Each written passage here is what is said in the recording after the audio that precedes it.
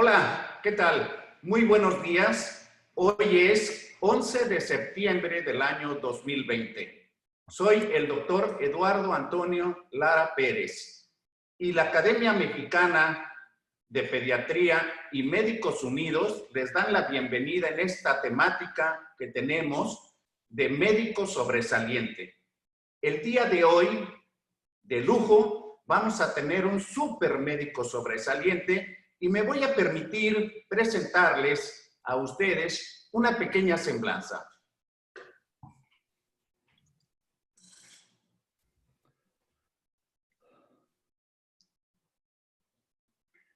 El doctor Javier de Jesús Castellanos Coutinho nació en el estado de Chiapas.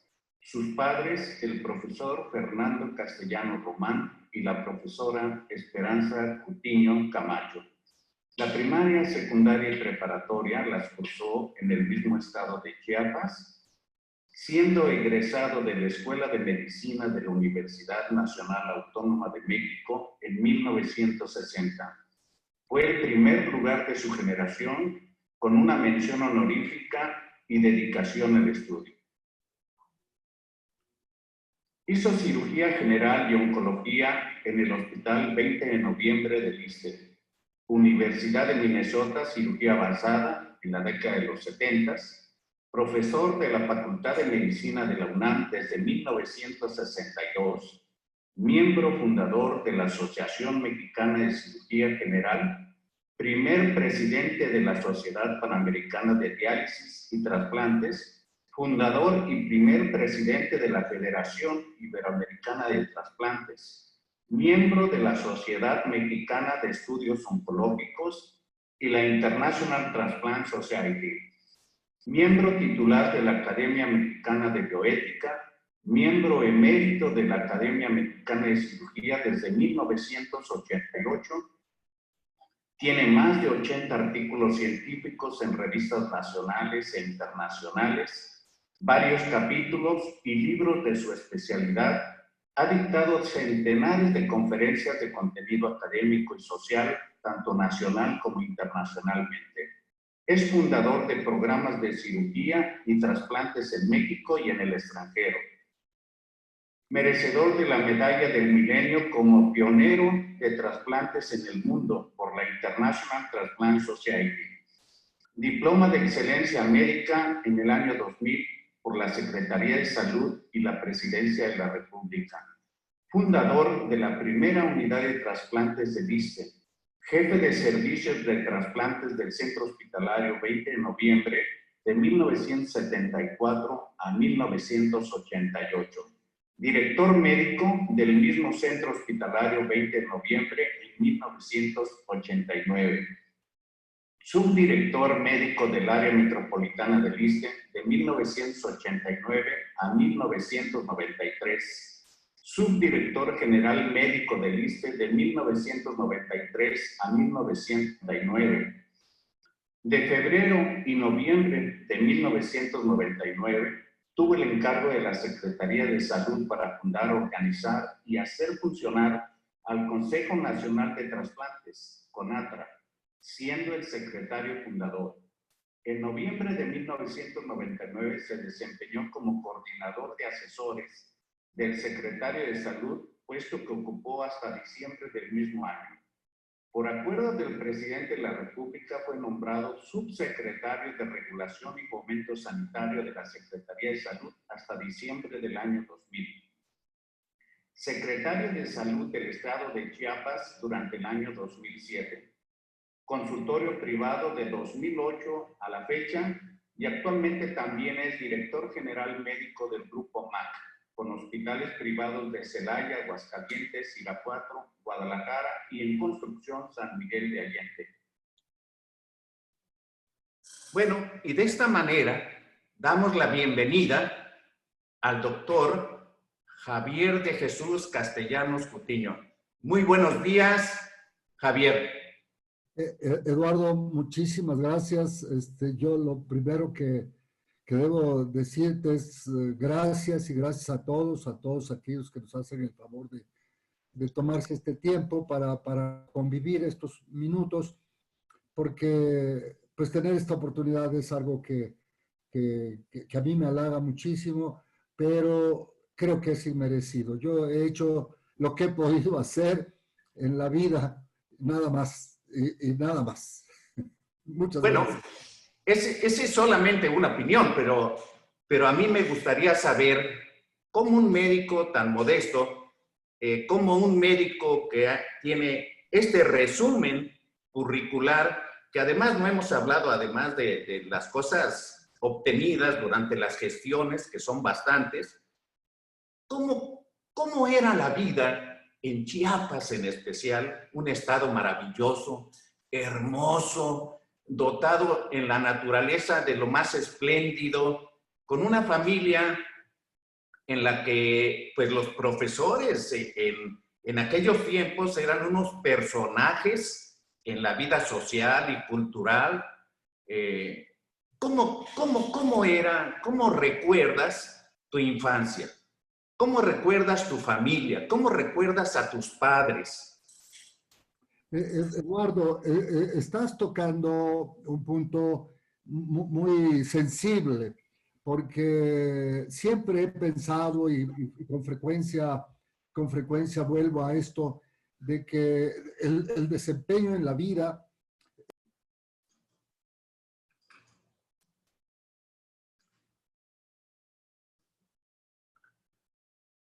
Espérame, Javier, que tenemos un problema técnico con el audio.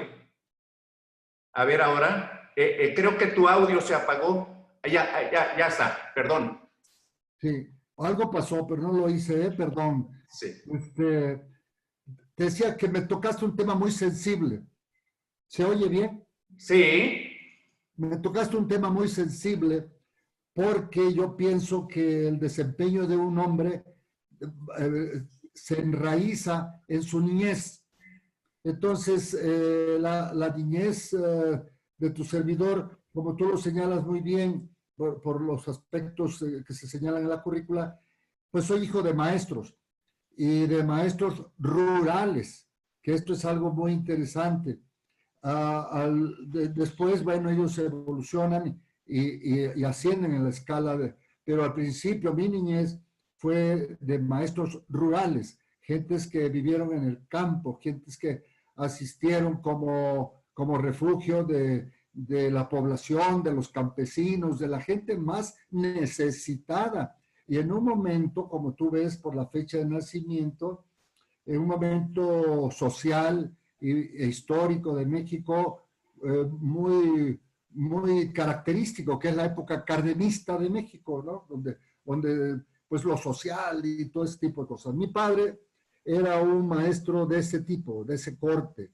Él le tocó, entre otras tareas, según se señala, como maestro, porque además los maestros eran líderes también de los campesinos, es decir, se agrupaban alrededor de los campesinos.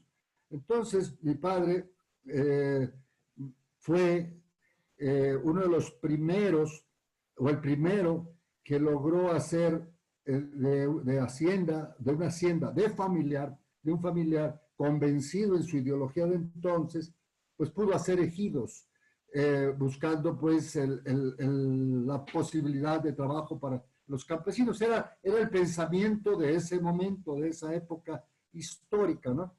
Entonces, déjame comentarte algo que no está escrito, lo estoy apenas escribiendo por los relatos de mi padre, que el primer ejido que él hizo en Chiapas lo hizo sobre la finca de su padrino, para que se viera que él era un hombre convencido de lo social y que empezaría por la propia familia. Eh, te comento todo esto porque esto es muy formativo. La primera hacienda que él tocó para ser ejidos fue la hacienda de su padrino, el papá de doña Rosario Castellanos. ¿Me escucha? sí, adelante. El papá de doña Rosario Castellanos. Esto, como anécdota, después me tocó vivir una conversación entre ellos dos, yo niño, en donde ella le reclamaba lo que había hecho con la hacienda de su papá. pero también él informaba que era un entonces convencido de esa necesidad, era un maestro rural convencido de las necesidades del campo y la pobreza del campo. Todo esto tiene mucha importancia. Casa con una señora, mi madre, extraordinariamente criada o educada en la religión católica, y él, en esa época, un tanto a la idea de Calles y de Cárdenas, pues un tanto alejado de la fe. Entonces, yo nazco en ese ambiente interesante, pero los dos tienen una enorme vocación de servicio, tienen una enorme, mi madre una enorme fe en Dios, mi padre al principio no, y después de algunos sucesos y cosas que pasaron alrededor, mi padre se convierte también en un creyente en Dios, aunque no muy religioso, diría, más bien él decía y solía blasonar un poquito, bufonear un poquito, decir, yo soy amigo del jefe, no más. Entonces, era un hombre que finalmente creyó en Dios. Entonces, esa impronta o ese sello fue para mí muy duro. Yo siempre pensé en las necesidades viniendo desde abajo. Tú te imaginas como hijo de maestros rurales, pues las limitaciones económicas en casa siempre existieron, siempre fueron así. De tal manera que no hubieron riquezas, no hubieron cosas grandes, nada. Habían limitantes. Pero había una enorme vocación de servicio, enorme, de parte de los dos, muy dedicados a las aulas, muy dedicados a la comunidad. Esto hizo que quizá, digo, lo he meditado mucho. ¿Por qué? Porque esa necesidad. La verdad es que fui creciendo también inicialmente en esa filosofía, que después se fortaleció con una escuela extraordinaria. Yo estudié la preparatoria en Tapachula, Chiapas, porque mi padre era movido de un lugar a otro. Ya cuando llegó a Tapachula, ya llegó como inspector escolar, ya había ascendido en la escala. Y mi preparatoria ahí fue extraordinariamente rica. ¿Por qué? Porque estaba dentro del cuerpo de maestros, había un grupo de profesores brillantes, extraordinarios, más bien refugiados españoles que venían huyendo de la España franquista y, como ustedes saben, pues con una filosofía muy de izquierda, muy social, etc. Ahí tuve yo maestros espléndidos de historia, de filosofía, de química, etc.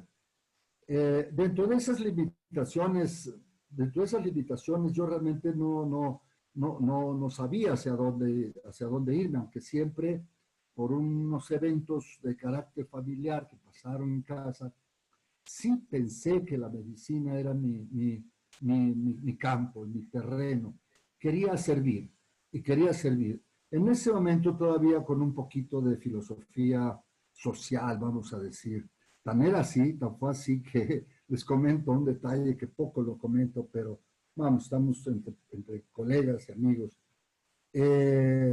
Había una gran penetración de la embajada rusa en México, y entonces se distribuían muchos folletos. Uno de ellos era la famosa revista Estrella Roja, y había promoción, había movimiento, y muchos compañeros míos de prepa, cuando ya estábamos por terminar, pues pensamos en grupo, y yo era uno de los que estaban en el grupo, ¿por qué no ir a estudiar medicina a la Patricio Lumumba en Moscú, no?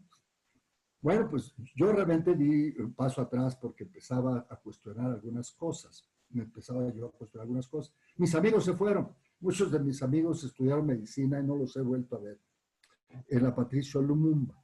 Yo decidí, bueno, además porque así era, yo vi lo mejor en México que podía ser la UNAM, y además por la situación económica de mis padres.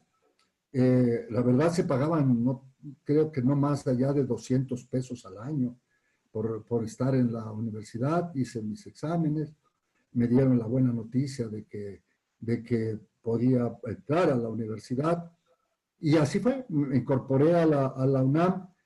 Te quiero comentar que aquí también hay otra mezcla que seguramente nunca la he llevado, nunca he necesitado, a Dios gracias, el apoyo de un psiquiatra, pero la he comentado conmigo mismo, que entré a la universidad con una enorme vocación de ser médico, sí, aunque no sabía yo muchas de las cosas que tenía que ser el médico, no tenía yo toda la información necesaria ni nada, pero sí era el llamado a ser médico, el llamado a servir. Y, y por otro lado, también entré con mucha angustia, lo confieso. ¿Por qué?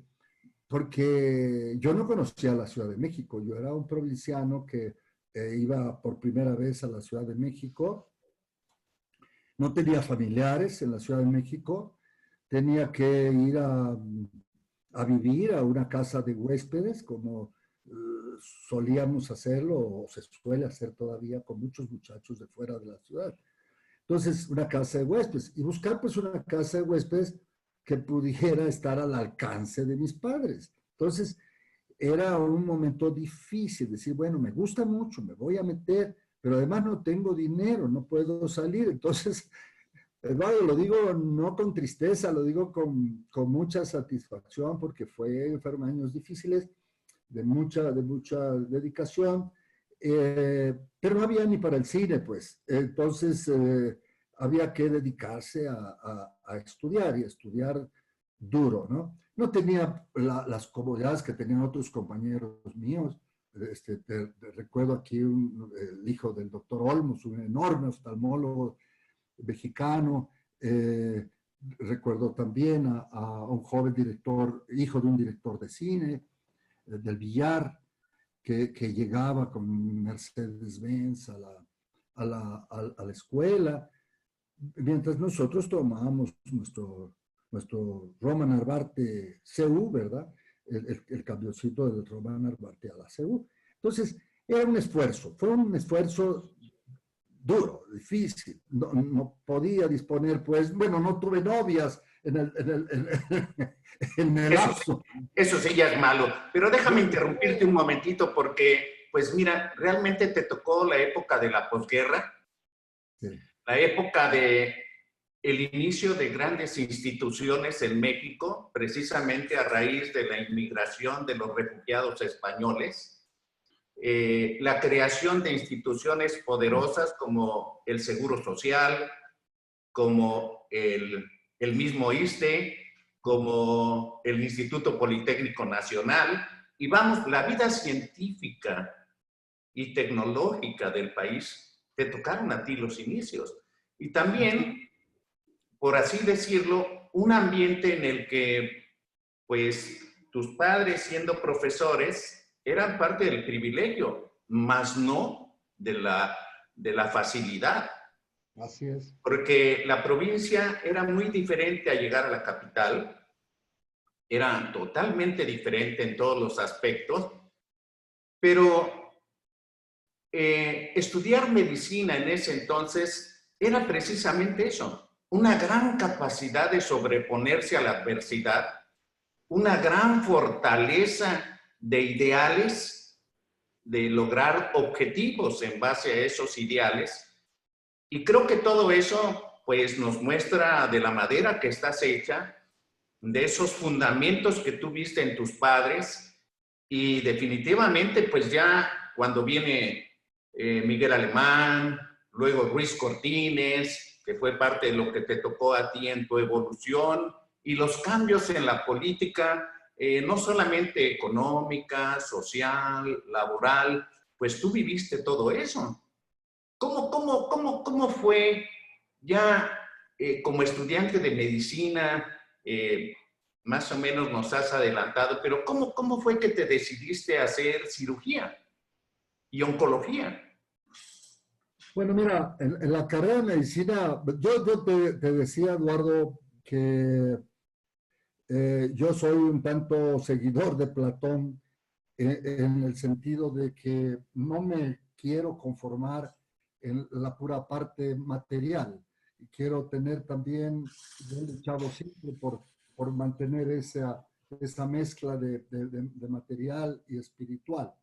Y creo que muchas cosas se consiguen a través del esfuerzo, de la lucha, de la búsqueda, pero muchas cosas también es la vida, yo creo yo, la veo yo, como una especie de enorme ruleta que da vuelta, vuelta, vuelta, y de repente aquello que planeaste, aquello que dibujaste para llegar a tal punto, muchas veces se realiza, la mayoría de las veces se realiza, pero en ese camino también ejerce un papel las circunstancias. ¿Por qué me metí muy fuerte en la Facultad de Medicina? Por maestros muy interesantes. Por supuesto que había enfrente un esfuerzo muy fuerte, pero conocer, por ejemplo, a un maestro de anatomía que me rescata del último lugar del auditorio, porque éramos 1000 estudiantes, yo creo, en ese momento, en ese auditorio, y me dice, no, tú para acá, vente para acá. O un Peter Eberstadt en fisiología que un día anuncia, no, Javier tiene, no 10 en fisiología, tiene 10 más 1, aunque no se permite ponerlo. Entonces, en fin, ese tipo de circunstancias son maestros que te motivan, te estimulan y te van hacia adelante. Y tu pregunta es muy interesante porque es también otro ejemplo de circunstancia. El decano de la Facultad de Medicina entonces era el doctor Luis Carrillo Azcárate. Él me conocía como estudiante y me tenía muy buen afecto y consideración como estudiante. Y era muy respetuoso, muy señor. Él fue el que presidió, pues, la ceremonia del examen profesional, que entonces eran orales y con todo el rigor. Decido yo hacer cirugía porque antes tuve la oportunidad en el internado. Yo siempre pensé ser primero investigador, después meterme de lleno al área de medicina interna. Pero al llegar a mi internado, que fue otra de las razones raras, ¿por qué me voy al internado habiendo sido un promedio muy alto? Y bueno, tenía yo, déjenme presumirles algo, no por mí, sino por el maestro Peter Eberstadt, el fisiólogo, el que daba fisiología, había logrado para mí, desde segundo o tercer año de la carrera, que al terminar yo hiciera mi internado en la Ciudad de México e hiciera mi servicio con el doctor Germán Villarreal, que fue el introductor del riñón artificial en México y que trabajó mucho, el gran nefrólogo, el autor de los libros, etc. Él me presentó con él y ya me tenía preparado varios años antes esto. Sin embargo, cuando llega el internado, yo decido mejor irme a mi tierra, acercarme a mi tierra y conocer los problemas de mi tierra, que tenía muchos y que tiene muchos. Entonces me fui a Chiapas y ahí conocí a un personaje extraordinario, que es el autor de La Choca, una novela, que era cirujano, muy raro, muy así, pero muy fino en su interior, y después escritor, y escribe La Choca, que lo hace en película, por cierto. El doctor me dio la oportunidad, él era un gran cirujano formado en el Hospital General, en un hospital civil de Tapachula, Chiapas. Entonces, ahí me empieza a dar oportunidades quirúrgicas y decido irme a cirugía. Y cuando vengo y presento el examen y ya está la oportunidad para hacer cirugía, presenté mi solicitud al Seguro Social, al Centro Médico Nacional. Y evidentemente estaba yo ya aceptado, el promedio, todo eso, ya estaba aceptado. Sin embargo, se me ocurrió una tarde correr la cortesía con el maestro Carrillo Azcárate, era el decano de la facultad, tenía su consultorio en la avenida 20 de noviembre, muy cercano al Hospital de Jesús. Él había sido muy amigo del doctor Gustavo Vaz, era un señorón que disfrutaba yo platicando.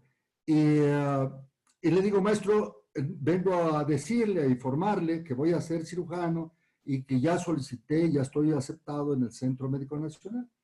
Entonces el maestro se rió de mí, me dijo una palabrota así, bueno, como diciendo en cuanto menos burros, más olotes, y me dice, no, tú te vas a ir para que te preparen 3 cirujanos que yo quiero que te preparen a ti. Y esos, ¿dónde están, maestro? ¿Dónde voy? Me dijo, te vas a ir al 20 de noviembre, porque ahí están 3 cirujanos que te van a formar a ti. Uno, el doctor José María Subirán, otro, el maestro, ahorita se me fue tantito el nombre, que fue uno de mis directivos ahí, perdón, y el doctor Eduardo Echeverría Álvarez, hermano entonces del secretario de Gobernación. Entonces, pues bueno, no protesté. Yo podría haber dicho, no, maestro, yo me voy al centro médico. Ya. No protesté. Le dije, maestro, si usted así me lo aconseja, así lo hago. Y me fui. Habló con el jefe de enseñanza, habló todo, y yo al día siguiente estaba empezando. Y así hice cirugía general con el doctor Subirán y con el doctor Eduardo Echeverría. Y me formé ahí. Después no me sentí tan satisfecho de la cirugía general porque yo ansiaba regresar a mi tierra. Yo soñé con regresar a mi tierra y quería llevar una cirugía mucho más amplia, más extensa, porque en ese entonces la cirugía general la centraba mucho en la cirugía de gastro. Eran más gastroenterólogos. Y yo quería entrar a cuello, quería entrar a todo. Y entonces, al terminar la cirugía general con el maestro Echeverría, me voy a oncología y hago ahí mismo cirugía oncológica. Se me permite hacer ahí mismo la oncología. Por eso la oncología no lo hice por el amor al tumor ni nada de eso. Lo hice por ampliar mi campo quirúrgico, porque yo quería entrar a todo, a cuello, etcétera. Y así lo hice. Y cuando terminé, bueno, antes de terminar, ustedes saben, porque así es la historia, el hermano del doctor Echeverría, don Luis, llega a la presidencia de la República, yo muy alejado de esos aspectos. El maestro Echeverría, la verdad, se portó para mí como un verdadero padre, fue un gran padre, un gran amigo y gran padre. Nunca me trató de tú, siempre me trató de usted. Pero muy fino, muy atento. Y hubo un momento en que cuando su hermano llega a la presidencia, él muy ocupado, él me invita a ayudarle en sus cirugías privadas, en su cirugía privada y en su consultorio que estaba entonces en el recientemente fundado Mosel. Y así hago cirugía con él. Y un día que yo me despido de él cuando termina la oncología, y me dice, ¿usted qué va a hacer? Le digo, me voy a Chiapas, maestro, quiero llevar la cirugía oncológica a Chiapas, quiero llevar. Y me dijo, no, usted no está en este momento para Chiapas. Dijo, usted va a hacer algo que el país necesita. ¿Y qué necesita? Pues, o sea, me dice, bueno, pues va usted a impulsar, va usted a estar allá con el doctor Richard Lillehei en el tema de los trasplantes. Pues bueno, otra circunstancia, no lo tenía pensado. Yo quería ser cirujano para quitar, para escarbar, para quitar, no para poner. No, confieso públicamente que no tenía en mi mente la posibilidad de trasplante. Sin embargo, el detalle de la selección, de la beca que se propuso, en fin, todo eso que se hizo para que yo me fuera, pues muy agradecido acepté. Y allá me encontré con personajes como Richard Lillehei, por ejemplo, quien, para quienes no han oído de él, porque ya falleció, pues, falleció joven, pues fue quien puso a disposición de la medicina la circulación extracorpórea. Él y su hermano Walton. Walton y Richard Lillehei pusieron la circulación extracorpórea al mundo con ese gran servicio que ha otorgado la circulación extracorpórea.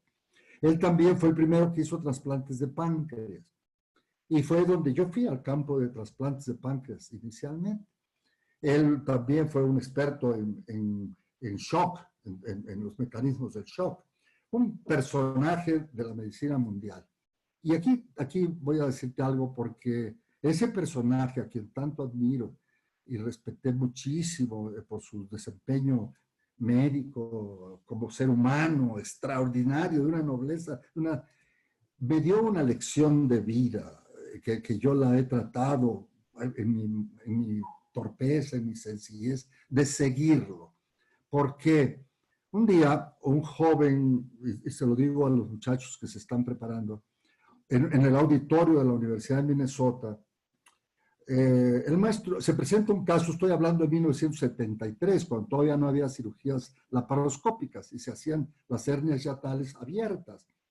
Entonces, un día se presenta un caso complicado de una hernia hiatal y opina el maestro Lillehei y opinó extraordinariamente bien, pero el joven residente se para y con cierta soberbia le dice: maestro Lillehei, eso que usted ha dicho seguramente lo leyó en el Forgue.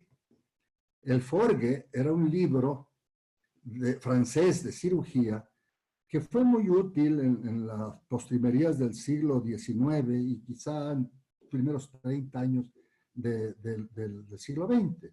Pero en 73 eso era una ofensa. Cuando el maestro se levantó, no dijo nada, se levantó y sonriendo lo trató de hijo, le dijo: mira, hijo, en 1900 tantos, empezando de atrás para llegar al 73, dijo, fulanito de tal en Annals of Surgery publicó esto. En 1900 tanto, avanzando hacia el 73, fulanito de tal en American Journal publicó esto. Así fue, y luego incorporó muchas de sus publicaciones. Él era un productor extraordinario. De hecho, trabajábamos juntos en un laboratorio de cirugía experimental en el hospital y en cirugía, que él tenía un departamento de cirugía. Y entonces, y empezó a decir: yo en tal año escribí esto, yo en tal año, y bueno, apabulló al muchacho. Y saliendo, le digo: maestro, esto que hizo este muchacho, si me lo hace a mí en México, quién sabe cómo le va. Entonces, me abrazó y casi me regañó y me dijo: mira, Javier, el hombre que sabe es un hombre de oro, oro macizo. El ignorante, Javier, es de barro y se cubre de una capa dorada. Pero si tú le rascas, es barro. Me volvió a abrazar con mucho afecto y me dijo: que no se te olvide esto que te voy a decir. La soberbia, Javier, no es más que la máscara del ignorante. Lo dijo por el muchacho y lo dijo por mí, por supuesto. No dije: si esto me lo hace, quién sabe. No. Entonces yo aprendí de estos dos personajes, el doctor Echeverría con su sencillez, porque era un hombre muy sencillo conmigo, y del doctor Lillehei con su productividad y su actuar y sus consejos. Aprendí que sabe más el sencillo que el soberbio. Entonces me convertí como en enemigo de la soberbia. No me gusta la soberbia. Cuando veo a una gente que es soberbia enfrente de mí, pues sí, bueno, pues hay que, pero tratar de llevarlo. Y si no, pues se hace uno a un lado y sigue uno por la vida, ¿no? Esa fue la razón, ya me extendí un poquito, pero por eso fue. Y regresé y con muchas posibilidades en el hospital de poder arrancar el programa de trasplantes. Y como tú has leído ahí, pues nos tocó en un momento oportuno empezar a apoyar a otros países. Me fui a hacer trasplantes a Guatemala, a Puerto Rico, a Bolivia, a Perú, en fin. Participé con un grupo de cirujanos cubanos para capacitarlos, en fin, y se fue dando. Y en la vida también otra circunstancia fue conocer a otro personaje extraordinario, que ese también me enseñó muchísimo, el doctor Felix Rappaport. Felix Rappaport, investigador del Stony Brook en Nueva York, compartió el premio Nobel, se lo sacó Jean Dosset por la definición de los antígenos de histocompatibilidad.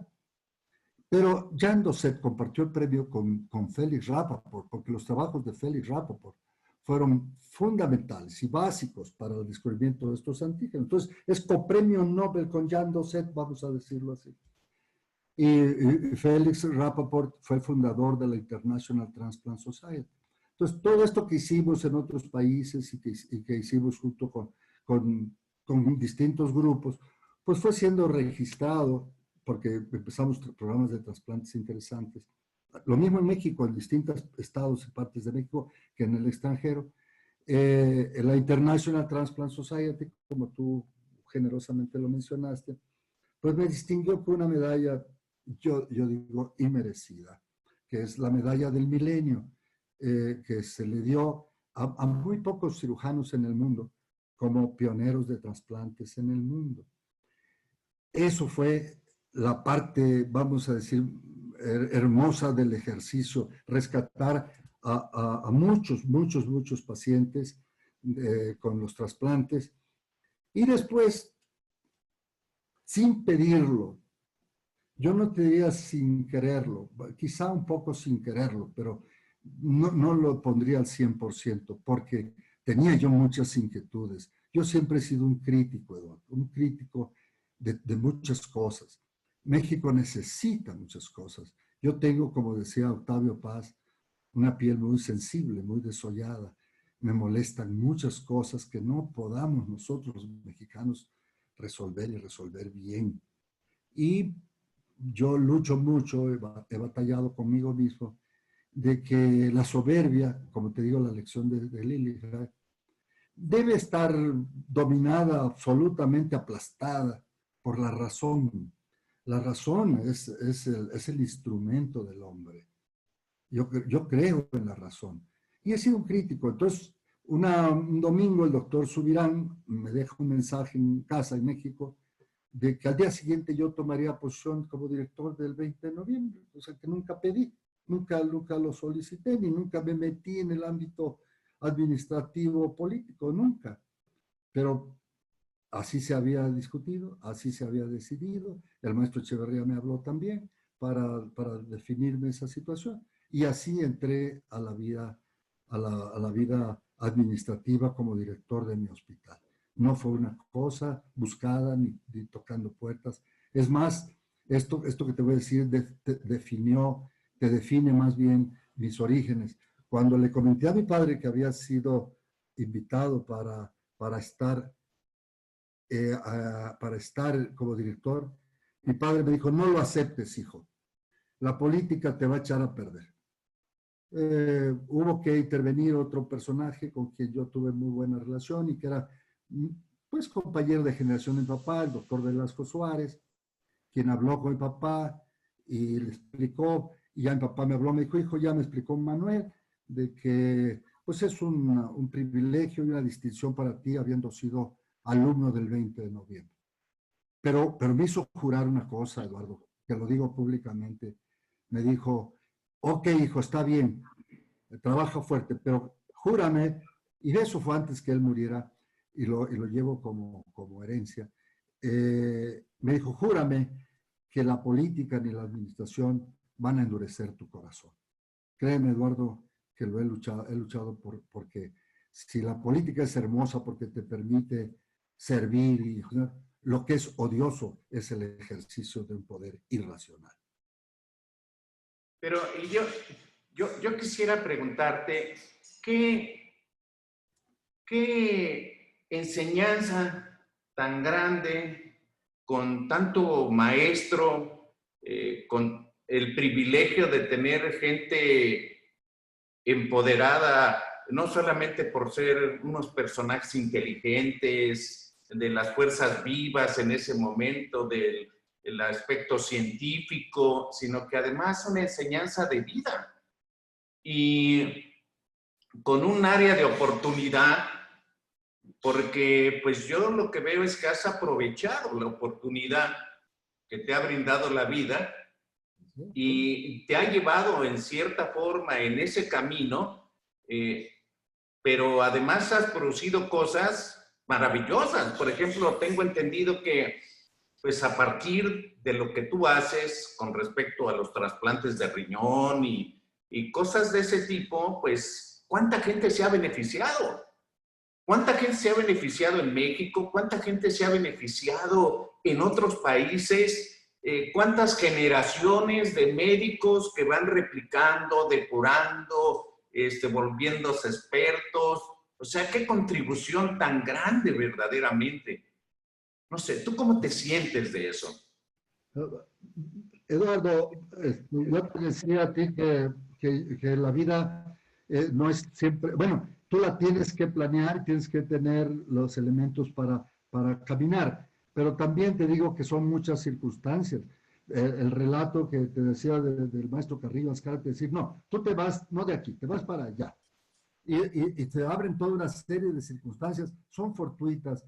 Yo creo ahora, puedo decirte ahora, al final del camino, que, que soy un hombre creado en la ciencia, con toda mi área científica, pero fiel a Platón. Bueno, déjame decirte algo también, que fue una lección extraordinaria de Félix Rappaport, que fue con premio Nobel con Jean Dosset.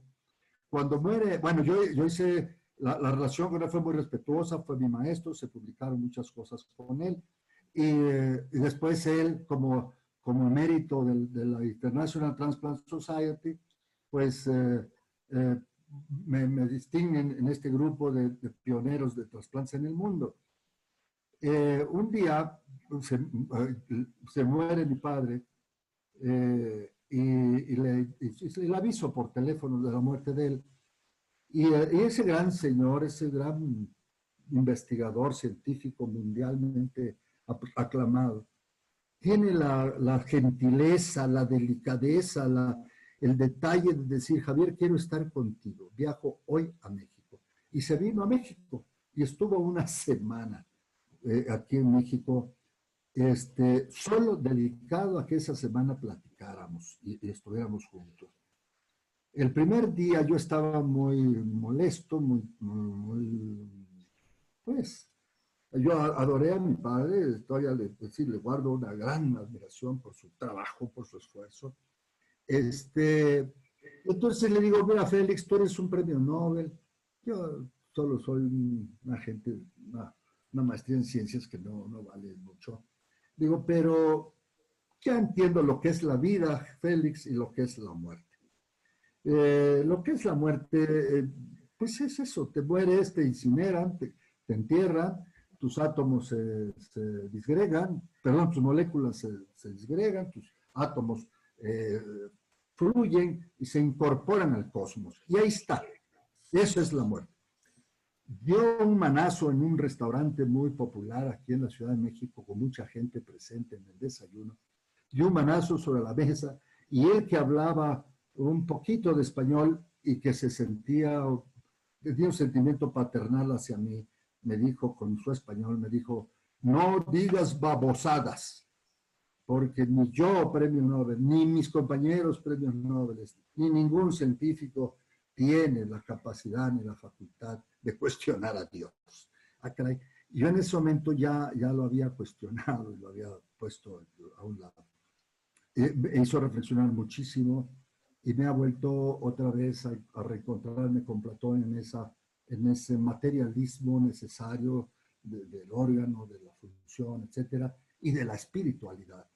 Entonces, yo sí creo, Eduardo, que las cosas se van dando de alguna manera para hacer algo, y tú tienes que aprovecharlas. Y yo creo que hay que aprovecharlas, sencillamente hacerlas, ¿no? Yo creo que he hecho poco, me hubiese gustado hacer más.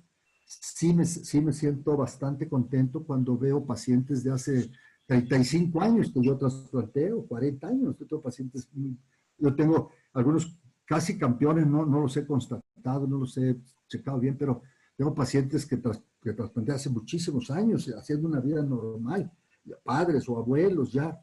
Entonces, se siente una enorme satisfacción poder rescatar la vida de esas gentes antes condenadas a muerte. Y por otro lado, siempre fui un convencido. ¿Por qué? Tú sabes la historia. Mira, cuando empezamos los trasplantes, trabajábamos con un código sanitario, donde no se hablaba de trasplantes. Entonces, ustedes saben la historia, muchos de ustedes saben las historias de dos muy famosos, prestigiados, respetabilísimos oftalmólogos que fueron a parar a la cárcel. Yo mismo, y confieso ahora públicamente, esta es una historia no dicha ni no escrita, eh, eh, circunstancialmente trasplanté a un señor de la Procuraduría General de la República, que era amigo de un gran señor, de un gran señor que fue su procurador en el Distrito Federal, el licenciado Ansúrez Gorospe, en el sexenio de López Portillo. Y me tocó conducir una multidonación en el 20 de noviembre, en que logramos obtener riñones, corazones, etcétera. Y con la presencia del Ministerio Público, con todos los familiares, todo. Y al siguiente día me habla su secretario particular y me dice, oiga, doctor, me dijo, yo quisiera hablar con usted antes de hablar con el señor don Rafael.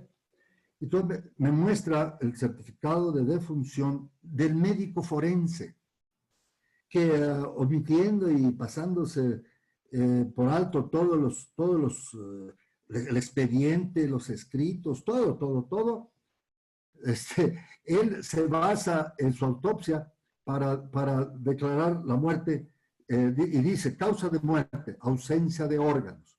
Bueno, eso a mí me causó,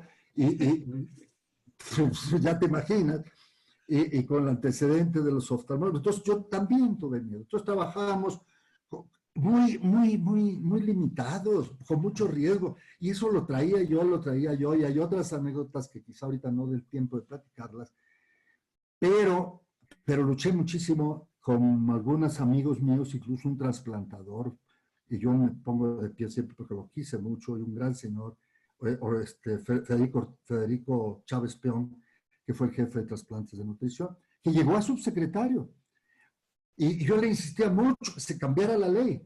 Entonces, bueno, no se podía, no se pudo, porque yo también, y hago una crítica sana, quiero una crítica constructiva.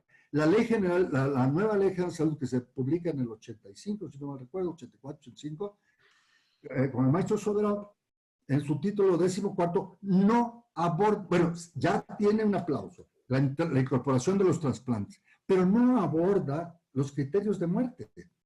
Entonces nosotros, para hacer trasplantes, teníamos que seguir todavía luchando. ¿Por qué? Porque se moría el individuo hasta que hay paro cardíaco irreversible. Entonces, y la muerte cerebral, que era la que nosotros estábamos proponiendo para poder buscar la posibilidad de donaciones cadavéricas.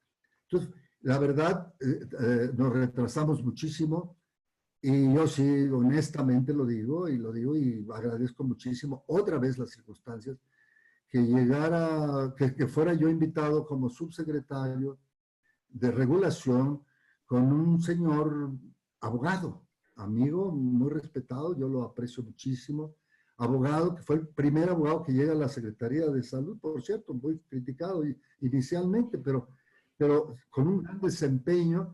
Y como abogado, la verdad, yo sí me fui encima para poder modificar el título 14 de la Ley General de Salud para poder incorporar la muerte cerebral. Antes de hablar de muerte cerebral, perdóname, incluso ilustrados hablaban de eutanasia. Por Dios santo, la muerte cerebral es la muerte cerebral, no tiene actividad cerebral, no hay actividad, las enzimas líquidos cefalorraquídeos están altas, en fin, hay una muerte cerebral. Y esa muerte cerebral es la que ha salvado también al mismo tiempo muchas vidas, muchísimas vidas. Y por otro lado, desde el punto de vista meramente administrativo, siempre dije, y lo dije siendo funcionario, y lo seguiré diciendo, es una tontería no impulsar los programas de obtención de órganos y tener a los pacientes, por ejemplo, de riñón, en hemodiálisis, a un costo 5 o 7 veces mayor o más de lo que es recuperar la salud, recuperar la vida y reincorporarte a la familia, a la sociedad, etcétera. Es decir, aquí hago una crítica sana también. Creo que no se ha entendido muy bien.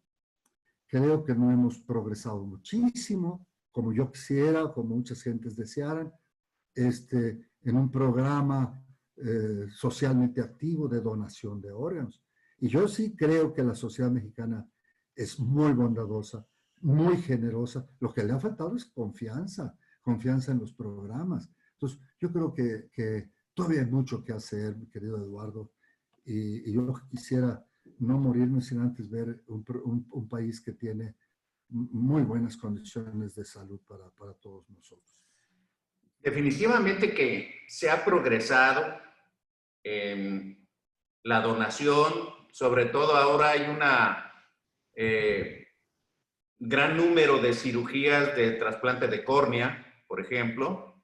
Se han intentado hacer trasplantes heroicos de pulmón, de hígado, cosas que antiguamente se consideraban pues, prácticamente imposibles. Muchas de las situaciones, en algunas ocasiones congénitas, en otras traumáticas o en otras por causas neoplásicas, pues se ha visto cómo se puede rehabilitar a una persona específicamente con el riñón. ¿Y consideras tú que la ley vigente, la ley actual, favorece, facilita, o es una cuestión de difusión, de más convencimiento, de que la gente firme un documento? ¿Qué consideras tú que falta?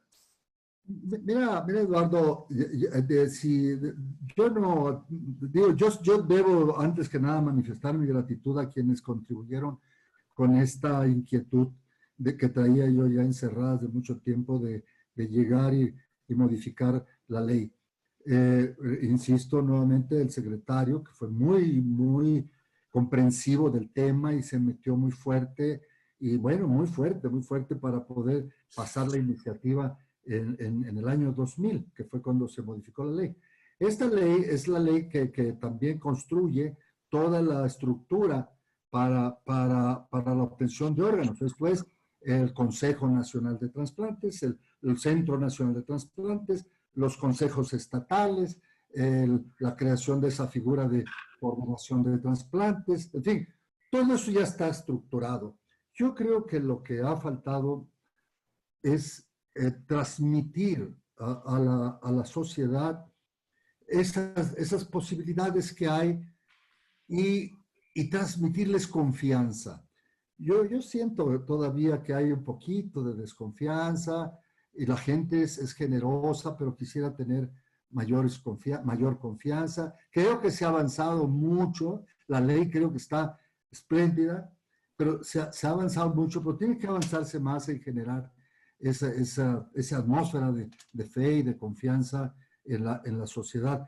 Porque mira, si es cierto que, bueno, no es igual cuando empezamos ahorita ya tú hablas, y hace poquito, por cierto, un paisano mío, se acaba de anunciar el trasplante pulmonar de 2 pulmones en Monterrey, con un espléndido equipo de cirujanos. Extraordinario, ¿no? Sí, pero cuando tú ves las cifras o los números o el tiempo que los pacientes esperan, yo quisiera tener una mayor facilidad. Se mueren más de 500,000 mexicanos al año. Es decir, con un poquito más de atención en este tema, nosotros podríamos estar... Bueno, mira, viví mucho, una cosa que ustedes en el área de pediatría seguramente lo vivieron también mucho. Yo tenía a veces que trasplantar un niño tomando un riñón de otro niño. Eso era verdaderamente doloroso para mí como cirujano. Y yo creo que debe haber sido dolorosísimo para un padre tener que recurrir a otro hijo como donante. No debería ser. La ley del 2000 paró ese problema, paró ese tema. ¿Por qué? Porque todo donador tiene que tener mayoría de edad y conciencia de lo que está haciendo. Entonces ya los niños en ese sentido han dejado de serlo. Pero actualmente me parece que por ahí del 80% de los trasplantes que son trasplantes de donadores vivos. Eso. Generalmente otro 80% de esos donadores generalmente es la mamá. La mamá es aparentemente la que se avienta esa responsabilidad y esa muestra de amor. Y también hay que reconocer que pues, el trasplante es solamente una parte de lo que es el reintegrar a un paciente con insuficiencia renal, desde la preparación a la cirugía, cuando viene la cirugía, los cuidados intermedios, o sea, los cuidados intensivos, los cuidados intermedios, los controles, el evitar las complicaciones, porque antes era muy frecuente que pues ya el riñón trasplantado pues ya también se lesionó y ahora ¿dónde conseguimos otro riñón? Y ahora vemos pacientes que tienen 18, 20, 25 años trasplantados y están haciendo una vida normal. Así es. Tú tocaste un tema muy interesante. Mira, mira, Eduardo, que es un punto que yo sigo todavía en la lucha y una lucha constructiva, sana. Te digo, no me interesa molestar a nadie. Cuando tú ves las gráficas todavía, dices tú, sí, efectivamente, lo que tú señalas, porque es la verdad. El grueso de los trasplantes, el 80%, se hacen de donadores vivos. La madre, el hermano, el padre, etcétera. Yo aspiro que un día la donación altruista en México sea tan generosa, con el número que desafortunadamente tenemos de muertes, pudieran suplirse con órganos de cadáver. La inmunosupresión ha mejorado muchísimo de cuando empezamos con elementos muy básicos, inmunosupresores, a los inmunosupresores que ahora tenemos, los sistemas de selección inmunológica, con la tipificación de tejidos, etcétera, pues ha tenido un avance extraordinario, notable.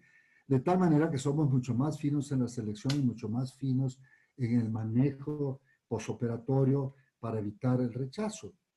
De tal manera que yo sí creo bueno, España, si nosotros tenemos 80%, 85% de donación viva, pues tenemos muy escasa donación cadavérica. Ve en España, la mayoría, el 80 y tantos por ciento, el 90% es de cadáver. Y solo la pequeña, es al revés la curva. ¿Qué es lo que nosotros deberíamos de procurar, creo yo? Pues tratando de no poner en riesgo a ningún donador vivo y sí, en cambio, utilizar los órganos de cadáver que dan espléndidos resultados. En córneas, en hígado, en riñón y en todo, en pulmón. Creo que, si me lo permites, cuando hablamos de trasplante de corazón, enseguida pensamos en Bergman. En México, con Rubén Argüero, que fue de los iniciadores, lo recuerdo muy bien porque yo era estudiante en aquel entonces y mi tío, hermano de mi papá, era su compañero de Rubén y formaron parte del equipo. Sí. Y pues siendo estudiante como que tuve mucha afinidad a ver cosas insólitas, sobresalientes, y ahora yo digo, bueno, pues ahora hablando de los trasplantes de riñón, qué gusto tengo de conocer a Javier de Jesús Castellanos Cutiño, ¿verdad?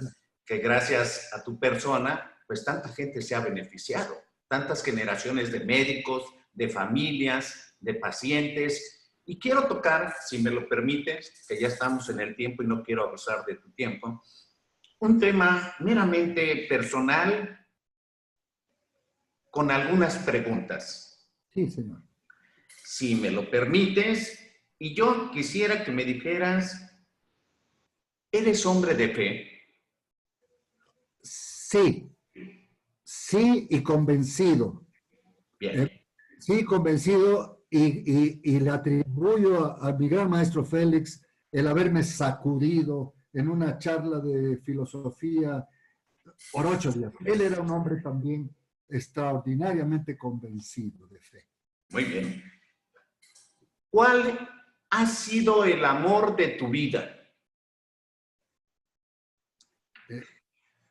En cuanto a la actividad o a la persona o... No sé, tú eres libre de clasificar. El amor de mi vida, te voy a decir algo porque lo siento, y ahí están incorporadas mi esposa, mis hijos y todo. Es servirles, serles útil. Eso es el amor de mi vida, tratar de ser útil. No quiero dejar de servirles. A lo mejor los echo a perder porque soy demasiado prontito para servirles, pero el servir es mi pasión. ¿Cuál consideras tú que es tu mayor atributo? Es difícil hablar de uno. Yo creo que es por lo menos tratar de ser sencillo y razonable. Muy bien. ¿Qué consideras que te hace falta hasta este momento de tu vida? ¿Qué consideras tú que de todo lo que has tenido, de todo lo que posees actualmente, qué te hace falta en este momento? Satisfacciones de seguir viendo cosas que se construyen a favor de México, a favor de la sociedad. Yo sufro mucho por eso. Te decía, cuando leía a Octavio Paz y dijo, el mexicano es un desollado. Yo soy desollado. Siento mucho las cosas. Eso es lo que quisiera ver. Quisiera yo ver un país seguro, tranquilo y sobre todo, ¿sabes con qué? Con una educación fantástica para todos. Creo que ese es el grado para el cambio que nosotros requerimos para nuestros hijos. Una buena educación. ¿Cuál es la música que te gusta? Bueno, tengo que decirte que la marimba. La marimba, ¿no? Y si es andayapa con música clásica, ya la hice. ¿Cuál es tu película favorita? Ay, hay una que la recuerdo siempre y la pongo siempre de ejemplo. El Mago de Oz. El Mago de Oz. Con Judy Garland. ¿Mande? Con Judy Garland. Sobre todo en aquella frase cuando le dice, cuando piensan que, cuando le dan al león pues un diploma de valiente y al robot le ponen un reloj para que lata su corazón y se oiga el tic-tac y tenga corazón, ¿no? Eso es fantástico.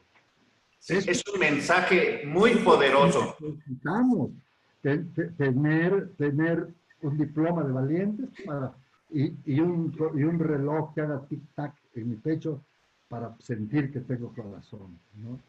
Esa película es fantástica. Sí. ¿Cuál es tu próxima meta? ¿Cuál es la meta que te estás trazando? Mira, yo entré, y por cierto, yo debo actualizarte la currícula. Yo fui captado por un joven a quien aprecio y admiro mucho, que es un empresario joven, que es el dueño de los hospitales en los que ahora estoy colaborando, Grupo MAC. Ahora son mucho más hospitales de los que ahí se mencionan. En este entonces, cuando la secretaria me mandó esa hojita y la verdad te la transmití así, no la actualicé, pero ahora este grupo MAP tiene ya muchísimos más hospitales de los que ahí se menciona, ha ido creciendo en todo el país. Pero te quiero comentar un detalle de eso, y porque ahí contesto tu pregunta. Un día salgo yo de la administración pública y estoy en la Ciudad de México y se recibe una llamada telefónica de alguien que me dice, doctor, lo invito a comer. ¿Quién es usted? Y me dice que soy el licenciado Miguel Curi. Ah, no lo conozco. Le digo, ¿para qué quiere comer conmigo? Quiero platicar con usted. Digo, mire, esta noche salgo, eran como las 10 de la mañana, 11. Esta noche digo, salgo a un congreso a Alemania y cuando regrese, con mucho gusto, vamos a comer. Entonces el señor me contestó de una forma tan extraordinaria que me cautivó y me tiene agarrado hasta ahora. Me dice, son las 10 de la mañana, doctor, yo estoy en Celaya, comamos hoy, yo hago 2 horas y media de aquí a México, ¿usted a qué hora sale? Pues a las 10 de la noche, pues comamos hoy. Y se presentó ese tipo de personalidades, me encantan, porque son decididas. Y entonces yo viví con él el principio de su sueño. Él se ha metido ahora a construir hospitales, el principio de su sueño. Él con una mentalidad, por supuesto, creativa, empresarial, y yo como médico.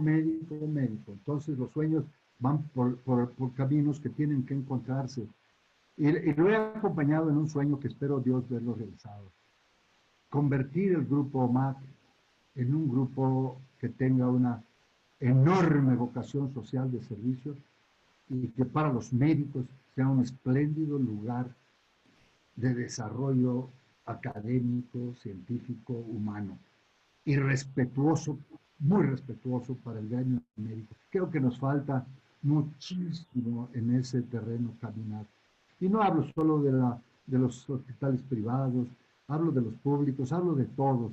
Se necesita, y ahí sí lo quiero dejar como un grito, se necesitan mayores manifestaciones de respeto a la comunidad médica, en todos lados.